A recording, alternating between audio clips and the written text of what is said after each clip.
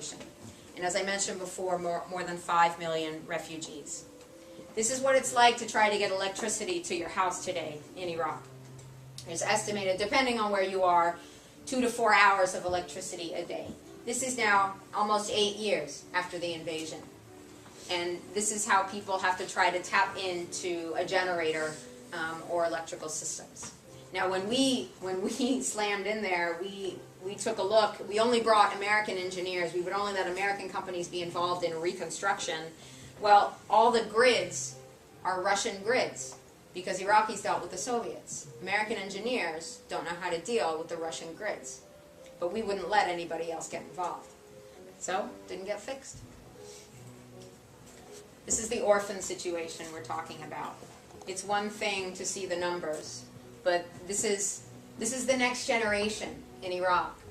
And I want my cousins to know me, hoping that I'm a good American. So that, because if they grow up seeing nothing but the occupiers, that is the only idea they will have of the American people. Now this is actually an image from 2006 in Afghanistan, in Kandahar province. But it's the same thing. It's the same thing in Iraq, same thing in Afghanistan. This is from a NATO airstrike. Now, it is difficult to say anything with complete certainty, but I'm pretty confident in telling you that none of these sheep had ties to Al-Qaeda. However, if I am one of these farmers who relied on his flock for his family, for feeding his family, for basic survival, and my flock was now killed by the occupiers, I am likely to do whatever I have to do to kick the occupiers out. And this is an image from Fallujah. There is now today in Fallujah a humanitarian emergency in terms of the exponentially increasing rates of cancer and birth defects in that city. Today, 1 in 3 children are born with a birth defect. These are rates that are at higher levels than what was seen after we dropped the atomic bomb on Hiroshima. And this is through very small leaks here and there, the information is coming out. But there's the organization that's compiling the data on the people in Fallujah is called the Cancer and Birth Defects Foundation, and more information is at thecbdf.org. But this is, again, most likely the effects of depleted uranium. This is the effect after those major sieges of 2004, and these are my country's victims.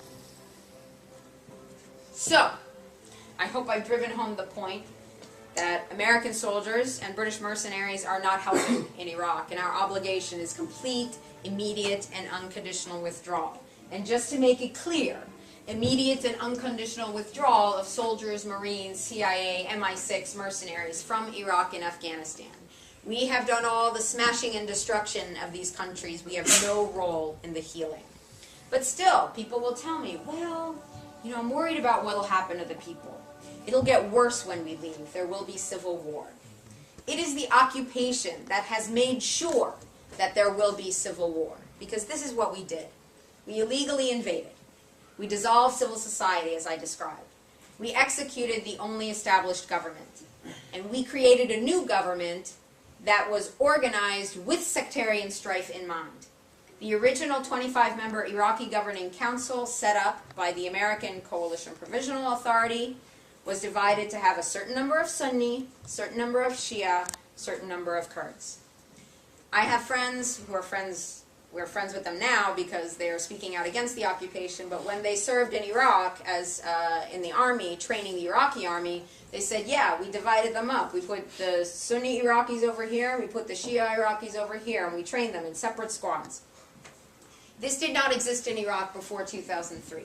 Yes, there was a distinction of Sunni and Shia, which is that sectarian, that they're the two sects, well, I don't tell this group, the two sects of Islam. The Kurds, most of whom are Sunni, that's an ethnic division. But since the establishment of the sects of Islam 1400 years ago, there has not been a war fought in the sands of Iraq on the basis of Sunni versus Shia. You didn't have purely Sunni neighborhoods and purely Shia neighborhoods and purely Christian areas before the invasion. This is the age-old tactic of divide and conquer. And I will show you now what occupation looks like with the continued presence of 50,000 American soldiers and thousands of mercenaries. This is what occupation looked like in July of 2010. Death and destruction. Here's what Iraq looked like in August of 2010. This is the daily fare.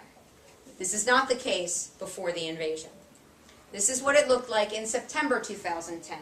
Barack Obama had his mission accomplished moment when he stood on August 31st and said, "We are out of Iraq. There are no more non-combat forces in Iraq." Don't let anybody tell you that there is such a thing as a non-combat force.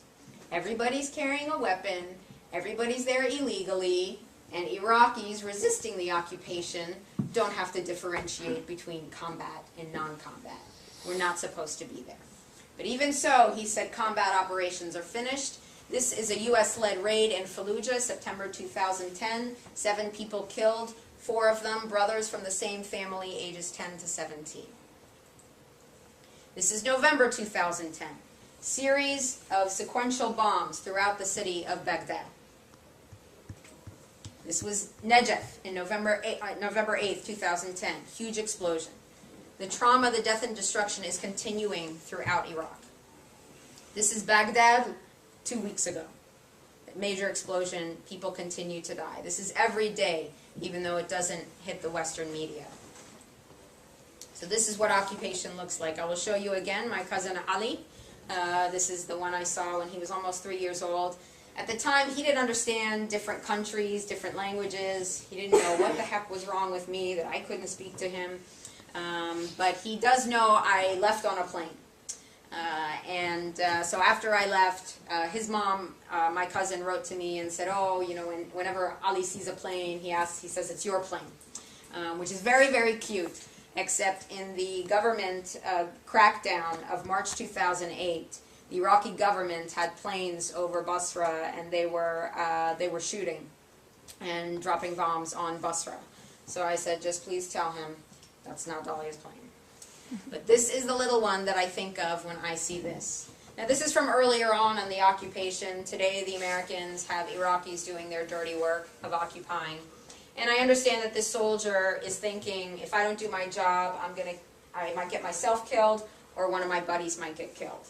That might make what he's doing now understandable. It will never make it acceptable. And he will likely come home and have problems dealing with what he did. More little babies. Again, I won't even recognize them today. The little one was 1 month old when I met her. She's now 5. And her older sister. These are the little ones that I think of when I see this. Now, I don't know what he's looking for in the kitchen drawer. No WMDs were found. But these are the daily house raids that have gone on in Iraq. And I'm quite sure that if this happened by a foreign army in the United States, people would be flipping out. Now, as soldiers will tell you that their guns, it's like part of their body. They're so used to having their weapon with them. So he's not really paying attention to how he's carrying his weapon. But what this is right here is terrorism. And again, this is now being taken over by Iraqi special forces who are funded and trained by American special forces. We wanted to help the Iraqis from the terrorizing and the repression of the last regime. It is all that and worse today with the Americans in charge. And this is my uncle. My dad was 7 out of 10 kids. My grandmother was Sunni. My grandfather was Shia. 10 kids. Something worked out between them. The main argument in that family was what to name the kids. I think my grandmother won on most of those things. Anyway, my dad was 7 out of 10. This was number 8. So growing up, my dad and him were very close, and through today, they remained close. I stayed with him when I went to Iraq on both of my trips. In July 2009, he fell and broke his hip. At one point, he was a tremendous athlete. He actually played for the Iraqi national soccer team in the 1960s. And it was a big deal because he was the only player that came from outside of Baghdad. He was coming from Basrah. But he fell and broke his hip. And there was a delay in getting care because of the destruction of the healthcare system. Now, the healthcare system was also limited by economic sanctions prior to the invasion, but the doctors saying that the supply situation is worse. And now, the Americans came in, everything got privatized, so it's very difficult to find a doctor who will do a procedure, whereas before you could just show up at the hospital and it was taken care of, it was paid for. Anyway, broke his hip, could not get a fast repair. He ended up declining surgery after that time, and you cannot survive with a fractured hip. So he passed away in October 2009, which was very difficult for the family, very difficult for my father, because he left 30 years ago, always expecting to see his family again. And when I took my trip in 2004, all I wanted to do was to be able to get my dad back to Iraq. My dad's health isn't good either, so it's difficult for him to travel, but my dad said, I will go when the Americans leave. So I'm thinking, okay, I will try to get the Americans to leave. But I ran out of time. But even so, though he passed away, he was at home with his family. That is not the case for this individual. This is one of the mildest photos that I can show you from Abu Ghraib. There remain secret prisons throughout Iraq where tens of thousands of Iraqis are being held captive. Those prisons are run by the Americans. This woman, Sabrina Harman, served 10 months for her role in what happened at Abu Ghraib. This man is dead. Now, this is the kind of abnormality that happens in a situation over there. There's no accountability. So the frightening thing is that any one of us could end up in this position. But she ended up in this position. Now, this is not the worst thing about this story. The worst part of this story, in my opinion, is that this is the last image that this family has of their loved one. You want to tell them that we liberated them? Tell them that we're better off now that Saddam Hussein is gone. This is the reality of occupation. So, our first step in healing. Healing Iraq, it's not going to happen overnight. It's not going to happen in 10 years. It might take decades. It might take generations. But the very first step is getting out. Immediate, unconditional withdrawal of foreign military forces from Iraq and Afghanistan. Period. This concept, as I started out with, the concept of the Middle East, this is the legacy of colonialism. It is the domination of indigenous peoples by the West to control the resources of Western Asia. Of course, we have done this all over the world, but this is the focus of my talk. Above the door to the Knesset, there is a sign that says, Our Land Israel, from the Nile to the Euphrates. So if you're going to have occupation from the Nile to the Euphrates, you're going to get resistance from the Nile to the Euphrates. There is resistance to occupation in Palestine. There is resistance to occupation in Iraq. There is resistance to a Western-oriented ruler in Tunisia. Now there is resistance to a Western bought-and-paid-for ruler in Egypt. Demonstrations in Jordan, demonstrations in Yemen, and this is all to be continued. Now I'm going to use a term from Malcolm X, who made a distinction between house Negroes and field Negroes. I will say that there are house Arabs. These are Arabs who are collaborators with the occupiers. On your left is the downtown London apartment for, again, sorry for my pronunciation, Gamal Mubarak, Hosni Mubarak's son. He already left Egypt, and so he's here. It's very nice. It's close to shopping at Harrods downtown, so he's safe and well. Thank you. So this is what he has to escape to. This is a £30 million mansion that belongs to Nouri al-Maliki. So you can get financial reward for working with the occupiers, but I'm sure, as you know, you don't get to take these things with you when you go. Now, by contrast, there are those Arabs who are in the field, the extreme impoverished in Egypt. This is a picture from a couple of days ago. As far as I know, it's still relatively cordial interaction between the demonstrators and the military, but these guys aren't taking any chances. They are sitting within the threads of the tanks to make sure there are no sudden movements. And if I could just point out to this young man sitting on top of here, he has one shoe, and you see from the sole of his foot that that's all he has, his one shoe. Now, do you think that Gamal Mubarak could have had a 5-story apartment house instead of a 6-story one and given a little bit more to the people? But that's why there is outrage, because of the oppression. Now, they have a very clear message. It's really not that complicated. I'm not sure why Obama and Clinton are confused. But this is actually very beautiful mosaic work. They look just broken pieces of stone into perfect letters. And the English is for people like me in the West who don't know Arabic. Divide and conquer. They will continue to try to do it today. But thus far, I think what we've seen in Egypt is a remarkable demonstration to the West of, you're not going to do it. These are Christian Egyptians standing hand in hand to protect their Muslim Egyptian brothers and sisters while they pray. And again, they are very much aware of the effort to divide and conquer. Muslim on your left, Coptic Christian on your right. As a matter of fact, in Iraq, the Western press likes to identify the start of the sectarian strife as the bombing of the Hassan Askari shrine in Samarra in February 2006. And after that happened, my cousin told me, I was there when it happened, my cousin told me the report on the radio was that Sunni and Shia imams had come together, were praying together, making a statement, this is not us. This is not about us. This is about an external power dividing and conquering. And there's other, I can discuss that with you more. Divide and conquer, this is the Iraqi football team winning the Asia Cup in 2007. Now you can go online and you can find out which players on this team were Sunni, which were Shia, and which were Kurd, but it doesn't seem to matter too much to them.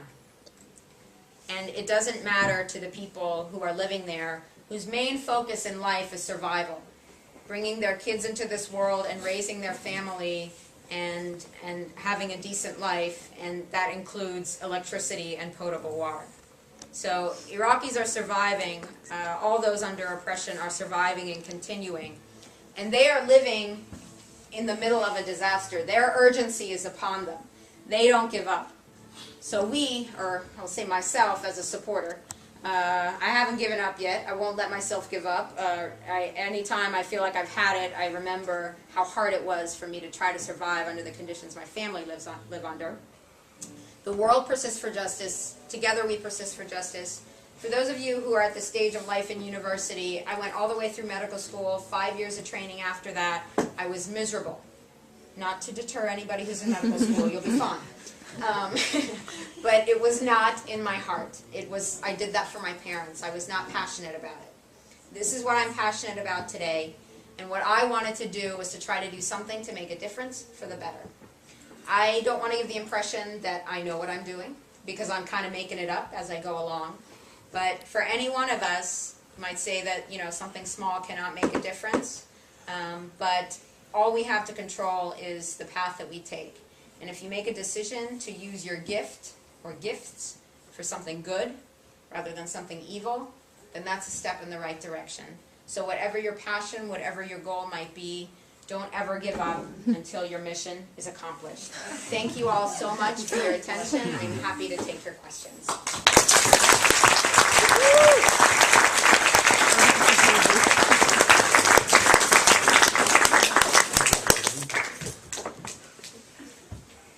Yes. Thank you very much for your presentation. Thank you. I love it a lot. And I wonder, is it that you are a freelance, journalist, or you are having some support from other organizations?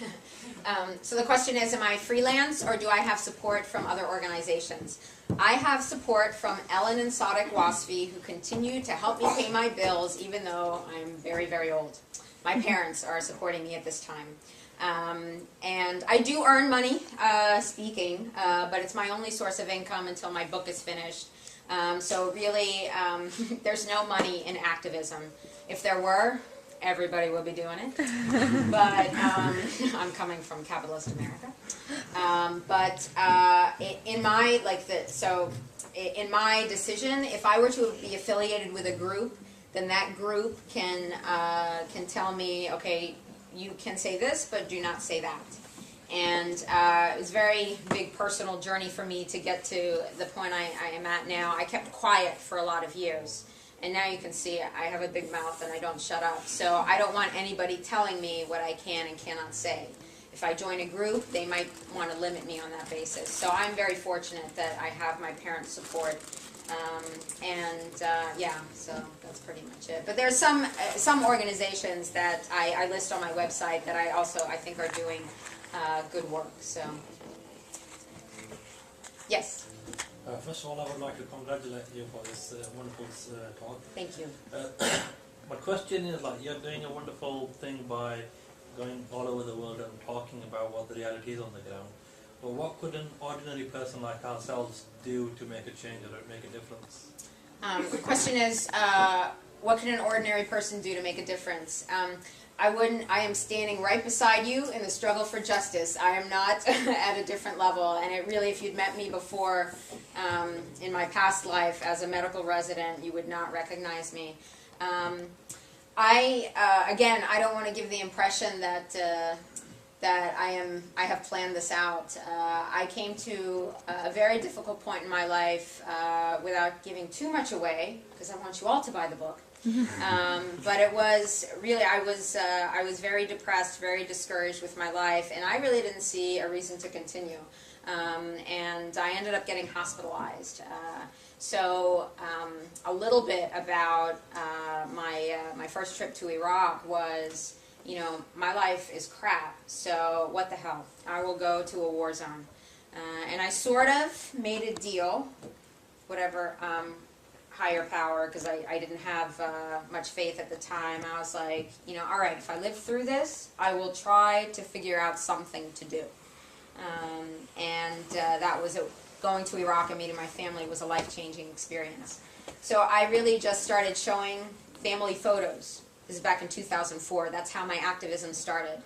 And then people would ask me more political questions, so I would read more stuff, and my talks became more political. And then opportunities opened up for me. I got to testify at a congressional forum. Once that got posted on YouTube, I got a lot more exposure. I had a lot more speaking engagements. And then Barack Obama killed my speaking career. With his election, I think the American people decided, like, oh, well, the Messiah has arrived, and he's going to fix everything. So nobody wanted to talk about Iraq anymore. That's starting to change now, but I'm noticing now that I'm getting speaking engagements again. But at that time, I was like, okay, I'm not speaking. Let me try writing. Start writing a book. So I'm really doing my best to pay attention to whatever signs are out there for whatever path I can take. And every one of us, here, I'll give you this quote, which is, I don't know who said it, but anyone who thinks something small cannot make a difference has obviously never been in bed with a mosquito. So my little mosquitoes,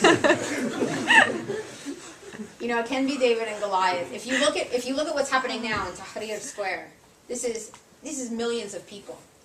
You will see demonstrations like that in the United States when they disband Major League Baseball. If there is some interruption of our entertainment industry, there will be massive riots in the street. But these are people who are fighting for their lives. But that is millions coming together as one. But that's every one person making the decision, I'm going to the square today. And I'm going to the tent today. So I would say that, you know, again, like, because your path is up ahead of you, anything you do to open someone's eyes, to raise awareness, to do something positive, it's not for me to tell you what to do. You find your passion and your path and move forward. However, any step of the way that you think I can help you or support you, I can provide you information, don't hesitate to contact me. I'm incredibly blessed to, you know, from where I was in September of 2002 to be speaking at the University of Leeds today. You know, I wouldn't have believed you back then. So anything is possible. Anything is possible. It's about you making your call for what you want to do. So I just completely dodged your question. Question, please. First, will you be able to give the same lecture in United States to the elites or university students? If yes, what was the reaction?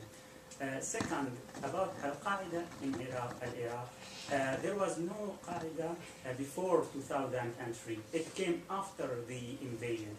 Can we think that there is some sort of hidden agreement between Al-Qaeda and United States? Because everything wrong is assumed Al-Qaeda made that, Al-Qaeda made that.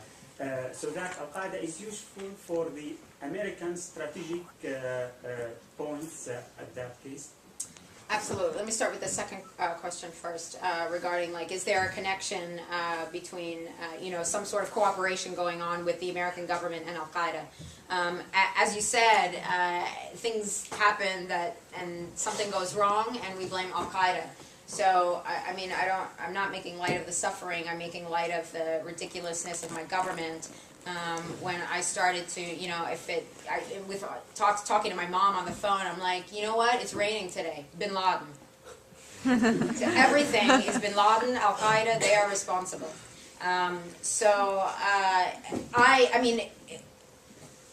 For what is established information is that Osama bin Laden was a CIA operative.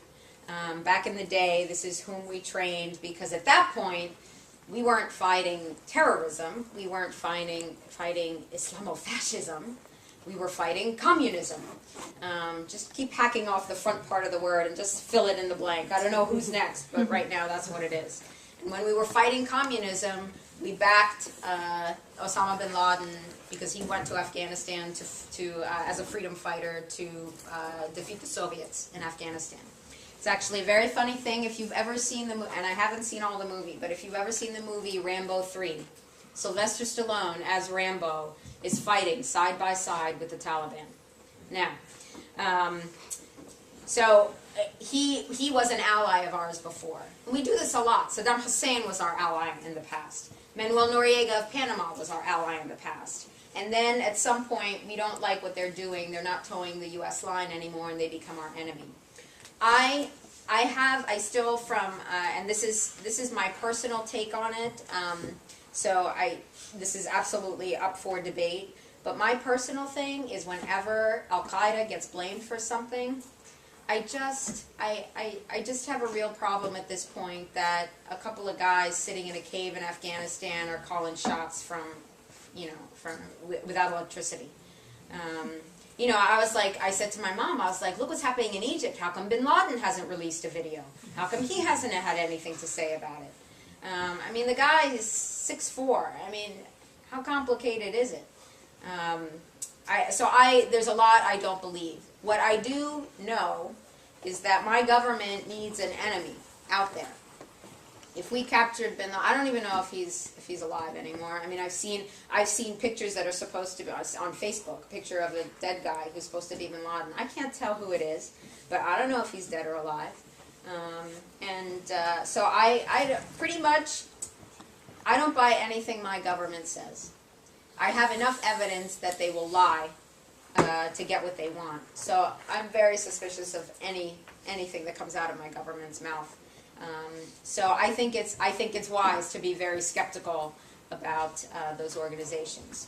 There is resistance, and there are certainly many factions of resistance in Iraq. There's a very good film. It's old now. It's called Meeting Resistance, which is a film made by Westerners. However, I think it does a good job to identify why people are fighting Americans. I don't think it's that complicated. You break into my country, I'm going to fight you back. That's certainly if anybody did that to the U.S., we would be, we would fight, and it would be an honorable thing. But I think it's realistic to understand the big picture, that this is, people are fighting to get the occupier out. Was that in their first question? Did I cover both questions? About the elite in the United States. Oh. Are you able to speak to them? Yeah, I do. Most of the time, I will. The greatest obstacle, as I've said, is this myth that has been drilled into us, that we are helping, that we are doing good. Because we want to feel good. We, as the citizens of America, we really want to feel good about what we're doing.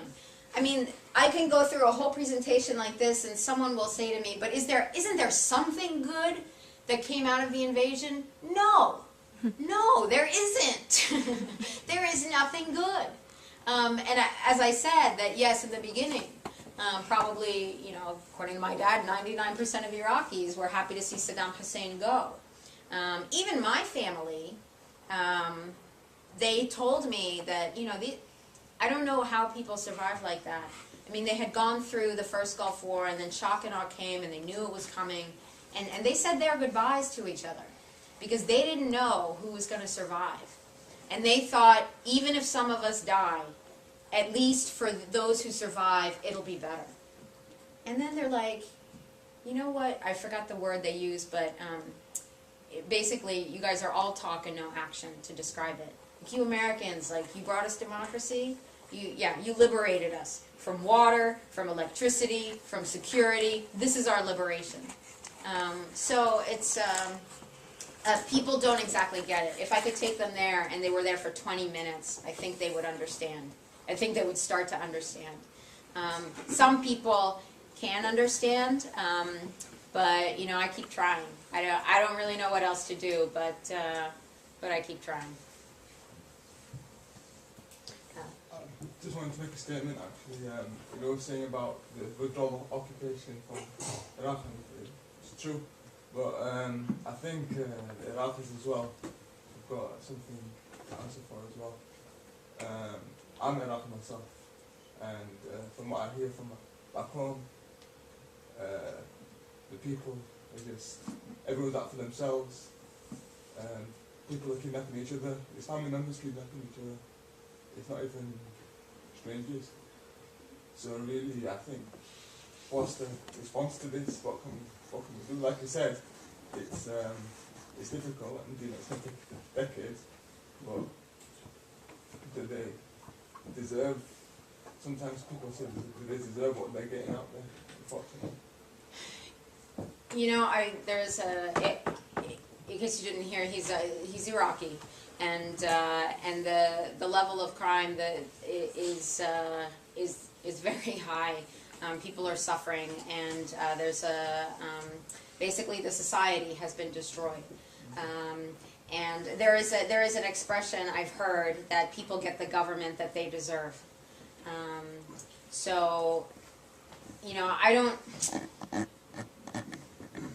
I have to think very hard about how to answer that because everybody has an agenda.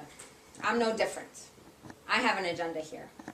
I am exceedingly upset, as you might have noticed, with how my government spends my tax dollars, my government's violation of international law, and I am also feeling extremely guilty for my family getting out of Iraq in 1977 and me living the good life here in the U.S. while my tax dollars rain down suffering on my family and other innocent families. So part of this is my way of trying to make up for it. Part of it is because I have advantages that my family doesn't, that I was born in the U.S., that I have no accent, and I've seen my father face discrimination because of his accent. And so nobody can tell me I can't criticize my government. Might end up in Guantanamo, but until that day, so I can open my mouth because I say, my family has no voice for 30 years under dictatorship, and today they have no voice under occupation. The extent of the destruction of Iraqi society is, and I know a lot happened during the sanctions period from what people told me, because people got desperate. And there was an increase in crime then. And this is, all I can answer to that is that you push people to extremes, and that's where they go. Now that's very easy for me to say, because I'm several thousand miles away, and I'm not living in the middle of it. As I said, Iraq is not going to get better overnight. This will take, and especially with the nutritional devastation and the chemical contamination, environmental destruction, this will take decades and generations. So I am not experiencing what the people in Iraq are experiencing today. However, and this is just offering my opinion, when the struggle to push the occupier is finished, there is energy to be devoted back towards reorganizing the society. And this is not an original thought from me. Malalai Joya, who is, I'm not sure if she's still a member of the Afghan parliament, but one of the first women members of the Afghan parliament, very outspoken against the NATO occupation of Afghanistan. Basically what she says, she's like, yeah, the Taliban repressed women. The Taliban is full of warlords and drug traffickers. Guess what? The Northern Alliance, which NATO is backing, is restrictive on women. They are full of warlords and drug traffickers. So we are battling for survival from the Taliban, from the Northern Alliance, and from the occupation. So just take yourselves out of the mix. The only future for Afghanistan is what the Afghan people want. The only future for Iraq is what the Iraqi people want. So that's an easy out for me. Because people say to me, oh, well, what's going to happen when we leave? I'm like, yeah, we screwed it up. We basically, and this is quoting an article, we opened the gates of hell in Iraq. And all kinds of other ramifications have come out of that. But my obligation as an American is to stop. Basically, it's like when you, well, not like you've done it, but someone gets stabbed in the back. If you put a Band-Aid on it, it's not going to get better. If you put Neosporin on it or bacitracin, it's not going to get better. You have to take the knife out for healing to begin. So I speak as an American who doesn't have that heavy responsibility of rebuilding the country. My goal is ending the occupation. Ultimately, again, as the descendants of the cradle of civilization, and for the sake of my family who is there as well, I hope and pray that things will be better sooner rather than later. But inshallah, but you are really the ones, and your family in the thick of it, they are the ones who are fighting the hardest fight. Can we take one more? Okay, last one. So right here, and then we carry it on by Facebook. I mean, when discussing a solution, I think it's always to remember that the solution is not always as simple as, I mean, obviously I do agree 100% that America should get out of Iraq, but I think it takes seconds to break something, but to actually fix it, you've got 1,000,001 pieces to put together. And now with Iraq, it's a lot more complicated than just America leaving, because there's obviously a lot of influence from other neighboring countries, a lot of interest in Iraq. For example, a lot of people may recall the most recent elections in Iraq, when the current government was actually not elected, but the elected government was not allowed to be formed as a result of influence from certain neighboring countries, not American influence. That influence from neighboring countries, I don't want to go into too much detail here, was then supported by American military. And so it comes across as if, you know, American interest comes sort of parallel to other neighboring countries, and if America leaves, then perhaps you're just leaving the grounds for other neighboring countries to just fight out their interest in Iraq. It's just so much more complicated. So I think when trying to raise awareness, it's always probably, it might be an idea to also get into the market of raising awareness about other neighboring countries in Iraq and how to drive a fully developed strategy whereby, when America leaves, what happens next, we need to be ready for it, because it will only get worse before it gets any better for Iraq. I don't know about that. I know we can agree to disagree. I think, I'm going to say it, Iran. Iran is involved in Iraq, and that's a done deal. In 1991, after the first Gulf War, when there was chaos and the borders were breached, my family, which live in Basrah, they told me, this is when the religious militias crossed in. The rule of Saddam Hussein was a secular government. So he was actually an equal opportunity persecutor. Anybody who threatened the government was subject to persecution, jail, torture, death, what have you. But one of the groups that he quashed in Iraq were the religious groups, because he did not want, especially because next door neighbor Iran was a theocracy. So he wanted to limit the influence of the theocracy next door. After 1991, when there was chaos, the militias moved in. And then the Americans told the Shia leaders in the south, they said, go to Baghdad, go topple Saddam Hussein, we'll be right there behind you. So the Shia leaders in the south said, okay. And then we said, see ya. The Americans never showed up to back them up. So the central government in Baghdad quashed the uprising. There were at least 10,000 people who were killed. It is important to note that the general of Saddam's general in charge of quelling the uprising got a job with the Americans after we invaded. So again, the welfare of the Iraqi people is not high on our list. But from my family's point of view, what happened then was the religious militias were pushed back out.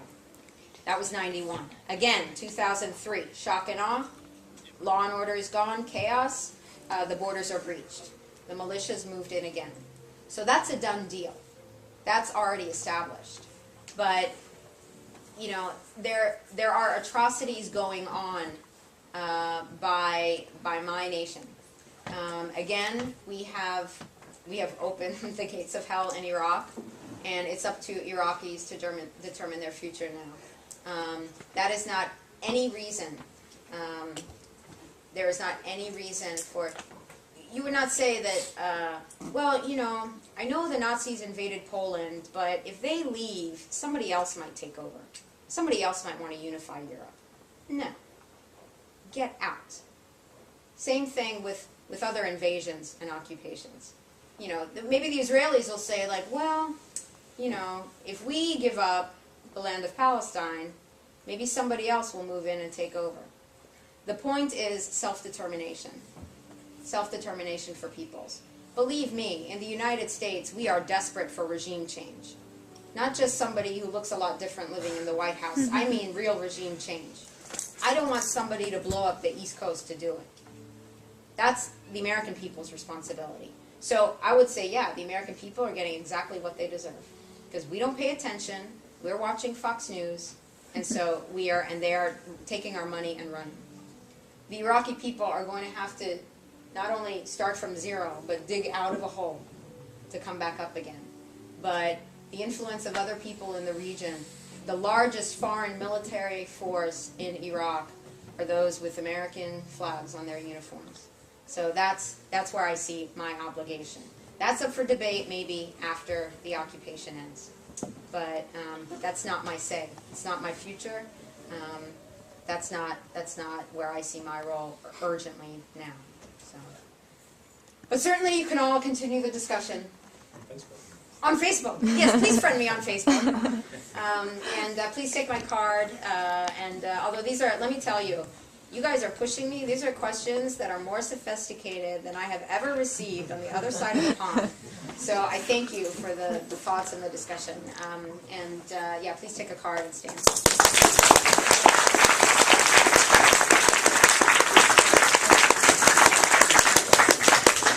Thank you very much. Thank you for coming. Just a few announcements before we end. Anything said today may not be necessarily the view of the Islamic Society. Exactly. So, stay my back. Also, next week we start Discover Islam Week, which is one of the biggest events of the year for the Islamic Society. Those who want to volunteer, you can come to the front and talk to the sisters or talk to myself. On Saturday we have a Dawah workshop for those who want to fix their or improve their Dawah skills, or if you want to volunteer during the week, you have to attend. And Discover Islam Week starts on Sunday. We need help setting up. Those who want to help, it officially starts on Monday, inshallah. So we see you guys there, and thank you for coming. Jazakallah khair.